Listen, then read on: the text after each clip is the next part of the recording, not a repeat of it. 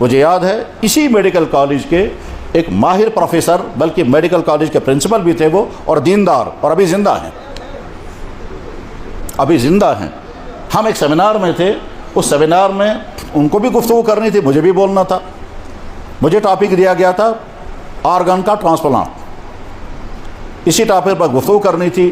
Kidney transplant کر سکتے ہیں، لیور ٹرانسپلانٹ کر سکتے ہیں، اور دوسرا ٹاپک تھا کہ وینٹیلیٹر لگانے کے شرعی اصول کیا ہیں. وینٹیلیٹر لگا سکتے ہیں اور کب ہٹا سکتے ہیں. وینٹیلیٹر ہٹائیں گے تو آدمی مر جائے گا، لگا کر رکھیں گے تو خرچہ بہت آتا ہے. تو اب پیشنٹ کے گھر والے کہتے ہیں کہ جناب ہم وینٹیلیٹر لگا کر کے رکھیں گے تو خرچہ بہت ہے، اور ہو سکتا ہے کہ ہماری ساری پراپرٹی بک جائے اور بعد میں پیشنٹ بھی مر جائے، اور یہ بھی ہو سکتا ہے کہ ہم وینٹیلیٹر ہٹائیں گے تو یہ مر جائے گا.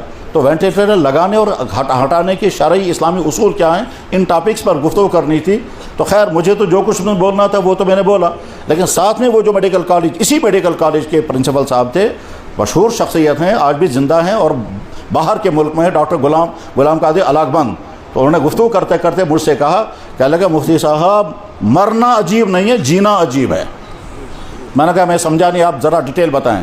کہنے لگا زندہ رہنے کے لیے بہت کچھ چاہیے، اور وہ انسان کے اپنے اختیار میں نہیں ہے، وہ کسی اور کے اختیار میں ہے. مرنا ہے، سسٹم بیٹھ گیا، آدمی مر گیا، لیکن زندہ رہنے کے لیے وہ سارے سسٹم جب کام کر رہے ہوتے ہیں تو انسان زندگی گزارتا ہے. میں نے کہا ڈاکٹر صاحب بہت قیمتی بات آپ نے کہی ہے، حقیقت یہی ہے.